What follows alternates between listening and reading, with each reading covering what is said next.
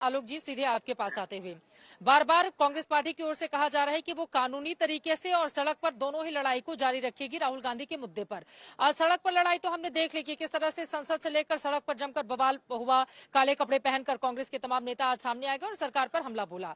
लेकिन कानूनी लड़ाई का जो बेहतर विकल्प आपके सामने है, क्योंकि जितने भी एक्सपर्ट हैं इस पूरे मामले के, राजनीति से इतर अगर हम देखें, सूरत कोर्ट का फैसला आया, आप ऊपरी अदालत का दरवाजा खटखटाते, हो सकता है कि तुरंत राहत इस पूरे मामले में मिल जाती, क्योंकि ऐसे ही मामलों में हम सबने देखा है। मानहानि के केस में दिल्ली के मुख्यमंत्री अरविंद केजरीवाल हो एक तरफ, नितिन गडकरी के मामले में उन्होंने माफी मांगी, उसके बाद कपिल सिब्बल आप ही के तब के नेता रहे, उनके खिलाफ एक मामले में माफी मांगी, एक अकाली दल के नेता के मामले में माफी मांगी, फिर उनका कोई दिक्कत नहीं हुई। उसके बाद राहुल गांधी ने भी चौकीदार चोर है वाले मामले में उनकी ओर से अपना स्पष्टीकरण देते हुए कहा गया, उन्होंने माफी मांगी, उस पर उनको राहत मिल गई।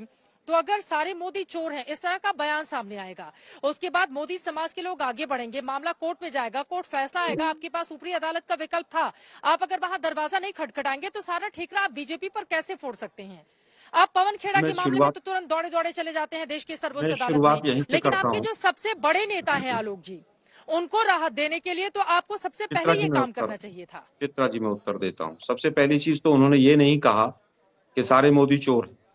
उन्होंने कहा कि जितने ललित मोदी, नीरव मोदी हैं, इनके सबके नाम के पीछे मोदी क्यों है।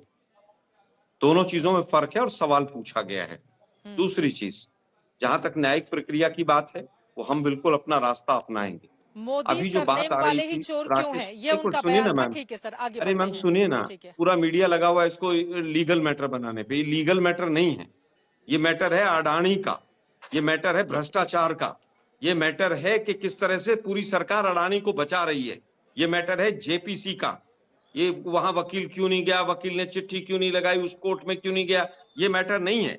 बीजेपी ने 3-4 दिन तक डिस्ट्रैक्ट किया, ओबीसी ओबीसी ओबीसी, पता चला है तो सारे बढ़िया हैं, इनमें से तो कोई भी ओबीसी नहीं है, कोई जैनी है, कोई बढ़िया है, जो पेटिशनर है वो स्वयं बढ़िया है। मुझे लगता है कि इस तरह से डिस्ट्रैक्ट ना किया जाए।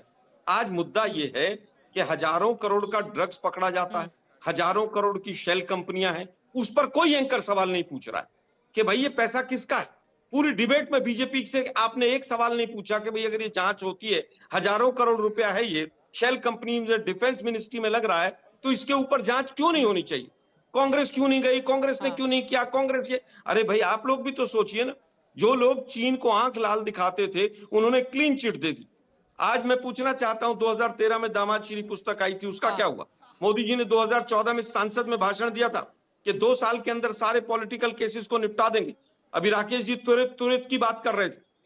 मैं पूछना चाहता हूं, 96 सांसद आपके ऐसे हैं जिन पर हीनियस क्राइम है, किस कौन सा फास्ट ट्रैक कोर्ट आपने एक भी बनाई? हम पूछ रहे हैं कि भाई अडानी पे जांच करो। मोदी जी पीठ थपथपा के छाती ठोक रहे हैं कि एक अकेला सब पर भारी। हम ये कहना चाहते हैं कि इस मुद्दे को मोड़िए मत।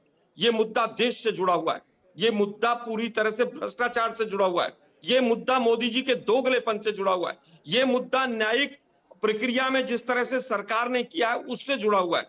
ये मुद्दा पूरी तरह से कहीं ना कहीं ये बताता है कि ये सरकार अडानी को बचाने में किसी भी लेवल तक चली जाएगी।